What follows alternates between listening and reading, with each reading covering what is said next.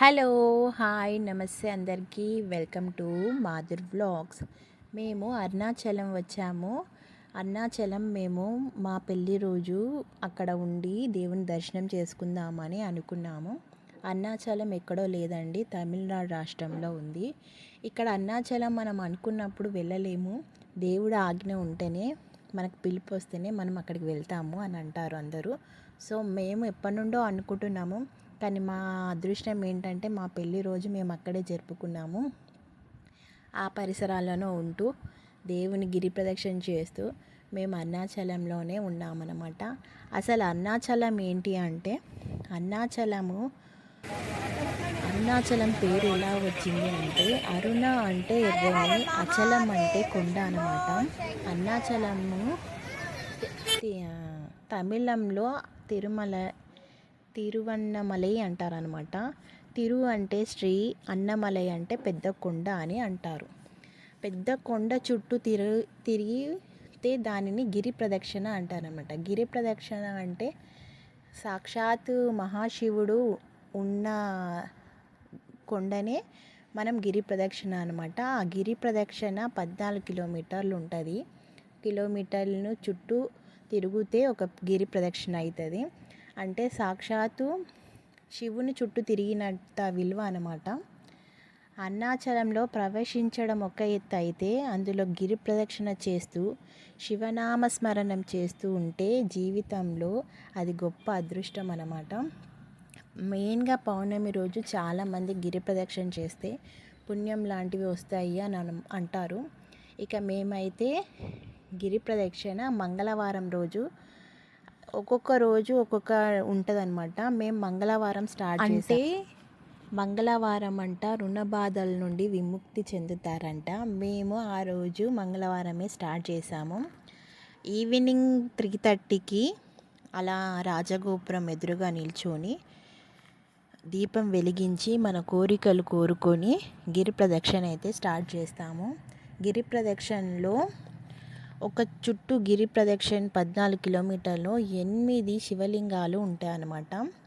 ఇంద్రలింగం, వాయులింగం, వరుణలింగం, నైరుతి లింగం, ఈశాన్యలింగం, అలా ఎన్నో లింగాలతో పాటు చాలా గుడులు ఉంటాయన్నమాట. మధ్యలో ఎన్ని మనకు అసలు గిరి ప్రదక్షిణ చేసేటప్పుడు అలసట లేకుండా మధ్యలో ఆ గుడి ఈ గుడి రావడం వల్ల మనకి ఏమీ అదేమంటారు, నడుస్తుంటే బా అన్నట్టు ఆ ఫీలింగ్ ఏమి ఉండదు అనమాట. చాలా ఏదో గుడికి వెళ్తున్నట్టు అన్నట్టే అనిపిస్తుంది. కొద్ది దూరం పోగానే శివుడు, చాలా శివలింగాలు, అలాగే అదేమంటారు వినాయకుడి గుడిలు, చాలా అంటే చాలా గుడులు ఉన్నాయి అన్నమాట. మెయిన్గా అయితే మనకు 8 లింగాలు, వాటిని మాత్రం కంపల్సరిగా మనము చేసుకోవాలి. మేము అలా చాలా గుడిలని దర్శించుకుంటూనే వెళ్ళాము. మధ్యలో మళ్ళీ రమణ మహర్షి ఆశ్రమం కూడా ఉంది.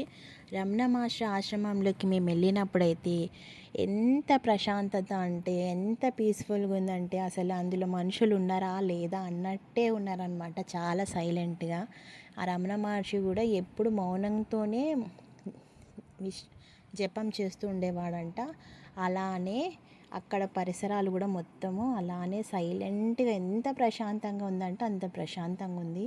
అందులో ఇంకా కోతులు, ఇంకా నెమలిలు, ఇవి కూడా ఉన్నాయన్నమాట రమణ మహర్షిలలో.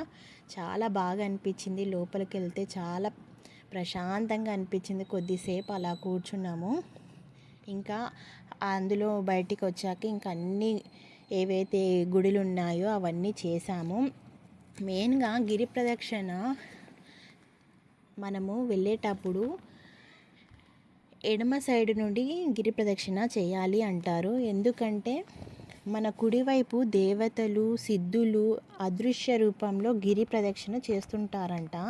కాబట్టి మనం వారికి ఎదురుగా వెళ్ళకూడదంట. అందుకే గిరి ప్రదక్షిణ ఎప్పుడు మన ఎడమ వైపు నుండే గిరి ప్రదక్షిణ చేయాలన్నమాట. అయితే గిరి ప్రదక్షిణ చేసేటప్పుడు ప్రతి దేవాలయం వద్ద విభూతి ప్రసాదంగా ఇస్తారు మనకు.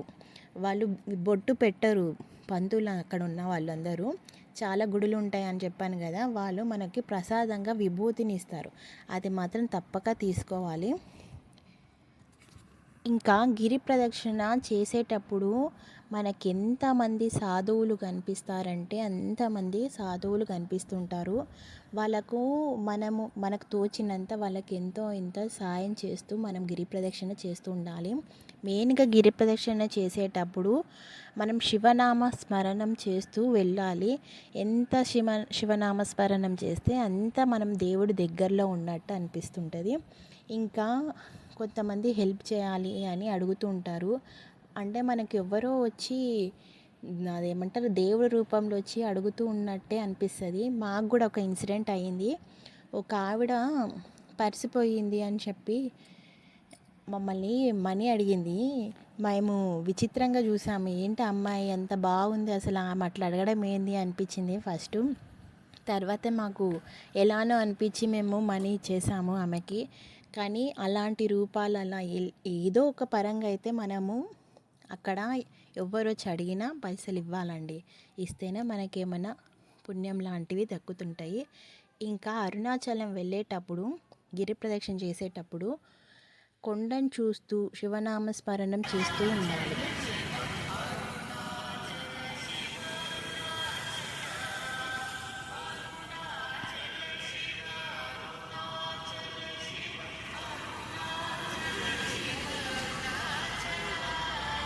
గిరి ప్రదక్షిణ 7 కిలోమీటర్స్ కొంచెం ఎత్తుగా ఉంటుందన్నమాట. రోడ్డు ఎత్తుగా ఉండి పైకి ఎక్కుతున్నట్టు అనిపిస్తుంది. నాకైతే అలానే అనిపించింది.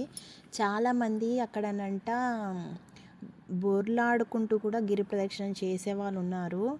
అదైతే నేనైతే షాకింగ్గా అనిపించింది. గిరి ప్రదక్షిణ 14 కిలోమీటర్లు బోర్లా పడుకుంటూ గిరి ప్రదక్షిణ చేయడం ఏంటిది అమ్మా, అదైతే సాధ్యం కానిది అనిపించింది. కానీ మనం నడుస్తుంటేనే కొంచెం ఎట్లనో అనిపిస్తుంది. అలాంటిది బోర్లా పడుకుంటూ గిరి ప్రదక్షిణ చేయడం అంటే చాలా గ్రేటు. నాకైతే 7 కిలోమీటర్లు కొంచెం ఎత్తుగా అనిపించింది. అంతవరకు బాగానే ఉంది. మళ్ళీ 7 కిలోమీటర్స్ డౌన్ ఉన్నా కూడా నాకు కొంచెం అట్లా చేయలేకపోయినా, నేను చేస్తానో లేదో అన్నట్టే అనిపించింది. ఇక మా ఆయన సపోర్ట్ తోటి ఏం కాదు నడువు మెల్లిగా మెల్లిగా అయినా సరే అని అనుకుంటూ ఇక 7 కిలోమీటర్స్ అయితే ఇంకా మొత్తం కలిపి 14 కిలోమీటర్స్ అయితే నేనైతే కంప్లీట్ చేశాను. ఇంకా మిడిల్లో మధ్యలో ఏవైతే గుళ్ళు ఉంటాయో లాస్ట్ మూమెంట్లో స్కిప్ చేసేసాం మేమైతే. ఎందుకంటే మేము అంటే ఫస్ట్ టైం అనమాట. ఎప్పుడు అన్ని కిలోమీటర్స్ నడవలేము.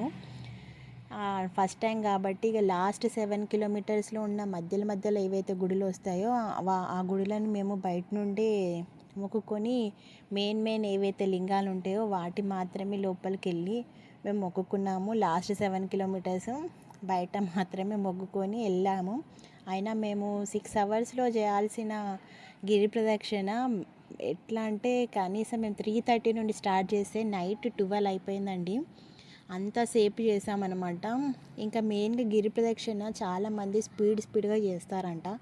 అలా అస్సలు చేయొద్దంట. ఒక గర్భిణీ స్త్రీ ఎలా అయితే నడుస్తుందో అలా శివనామ స్మరణం చేస్తూ గిరి ప్రదక్షిణ అయితే చేయాలంట. చాలామంది మాట్లాడుకుంటూ, ఇంకా మెయిన్ థింగ్ ఏంటంటే గిరి ప్రదక్షిణ చేసేటప్పుడు చాలామంది సాక్సులు వేసుకున్నారండి. సాక్సులు వేసుకున్నారు కరెక్టే, కానీ అలా వేసుకోవద్దంట. మెయిన్గా సాక్సులు వేసుకొని గిరి ప్రదక్షిణ చేశారు. అయిపోయాక విచ్చలవిడిగా ఇక్కడ పడితే అక్కడ సాక్సులు వేశారు. మనము ఒక దగ్గరికి వెళ్ళినప్పుడు అక్కడ నీట్నెస్ ఉంచాలి, అక్కడ వాళ్ళు కూడా ఉంచాలి, మనం భక్తులను కూడా పెట్టుకోవాలి అలానే. కానీ అయిపోగానే గిరి ప్రదక్షిణ అయిపోగానే అక్కడ ఇక్కడ పడేశారు. అట్లా చేయడం మంచిగా అనిపించలేదు నాకైతే. ఇంకా గిరి ప్రదక్షిణ చేసేటప్పుడు నాకైతే చాలా కాళ్ళ నొప్పులు వచ్చాయని చెప్పాను కదా. మిడిల్లో నాకు కాళ్ళ నొప్పులు వస్తున్నాయి, నేను నడవలేకపోతున్నా అంటే అక్కడ ఒక మిషన్ లాంటిది ఉందన్నమాట. ఆ మిషన్ లాంటిది అది 10 మినిట్స్కి 50 రూపీస్. అది కొంచెం ఇట్లా మసాజ్ లాగా చేస్తుంది అనమాట. మా ఆయన నాకు అది పెట్టించాడు. మా ఆయన మీరు పెట్టుకోరా అని అంటే లేదు నేను పెట్టుకోను, నువ్వే పెట్టుకో అని చెప్పేసి ఇక నన్ను కూర్చోబెట్టాడు. ఒక 10 మినిట్స్ ఒక రిలాక్స్గా అనిపించింది. ఆ తర్వాత మళ్ళీ గిరి ప్రదక్షిణ స్టార్ట్ చేస్తే మళ్ళీ ఇదా విధి అయిపోయింది.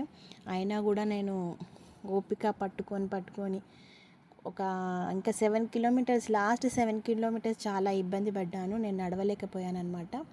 ఇక అలా అయితే వెళ్ళిపోయాము. ఇంకా మిడిల్లో గిరి ప్రదక్షిణ చేసేటప్పుడు మనకు ప్రసాదాలు ఇస్తారండి, దేవుడివి పల్లకిలాగా తీస్తుంటారు నైట్ టైము. మేము పల్లకి తీసే దగ్గర అక్కడ మాకు ప్రసాదం ఇచ్చారు, ఆ ప్రసాదమే తిన్నాము మేము. ఇంకేమీ తినడం లాంటివి ఏం చేయలే. వాటరు మిడిల్లో ఉంటాయి, వాష్రూమ్స్ కూడా ఉంటాయి గిరి ప్రదక్షిణ మార్గంలో. మేము ఇక ఫుడ్ లాంటివి ఏం తీసుకోలేదు. ఓన్లీ ప్రదక్షిణ చేసేటప్పుడు మిడిల్లో దేవుడి పల్లకి వస్తే అక్కడ ప్రసాదం అయితే ఇచ్చారు, ఆ ప్రసాదం తినేసి ఇంకా వెళ్ళిపోయాము. ఇంకా మేము వెళ్తుండగా లాస్ట్ ఈశాన్య లింగము బ్యాక్ సైడ్ మోక్ష మార్గం అని ఉంటుంది. మోక్ష మార్గం అంటే అందులో యంత్రాలు ఏవో పెట్టుంటాయి అన్నమాట. మనం అందులో నుండి వెళ్తే మనకి ఏమైనా నెగిటివ్ ఎనర్జీస్ ఏవైతే ఉంటాయో అవి వెళ్ళిపోతాయి, ఈ మోక్ష మార్గం నుండి వెళ్ళాలి అని అన్నారు. ఇక మేము అక్కడికి వెళ్ళేసరికి 1 అవర్ పట్టిందండి. ఆ మోక్ష మార్గానికి చాలా రష్ ఉన్నారు, చాలా క్రౌడ్ ఉంది. అయినా కూడా మేము మోక్ష మార్గం అని వెయిట్ చేసి 1 అవర్ వెయిట్ చేసి ఆ మార్గంలోకి లాస్ట్ వెళ్ళాను. ఈశాన్య లింగం, ఇక ఈశాన్య లింగం దర్శనం చేసుకొని ఇక గోపురానికి అయితే వచ్చేసాము. సక్సెస్ఫుల్లీ కంప్లీటెడ్ గిరి ప్రదక్షిణ. మా గిరి ప్రదక్షిణ అయిపోయేలోపు కరెక్ట్గా నైట్ 12 AM అయితే పడిపోయింది. అంటే మా పెళ్ళి రోజు మొత్తం గిరి ప్రదక్షిణ అయిపోయింది. గిరి ప్రదక్షిణ అయిపోగానే లాస్ట్కి దేవుని గోపురం ఎక్కడైతే స్టార్ట్ చేసామో అక్కడికే వచ్చి కొబ్బరికాయ కొట్టి గిరి ప్రదక్షిణ అయిపోయింది అని మొక్కుకొని వెళ్ళాలన్నమాట. వెళ్ళి ఫ్రెష్ అప్ అయ్యి మళ్ళీ దేవుని దర్శనానికి రావాలి. ఇంకా నెక్స్ట్ వీడియోలో పెడతాను.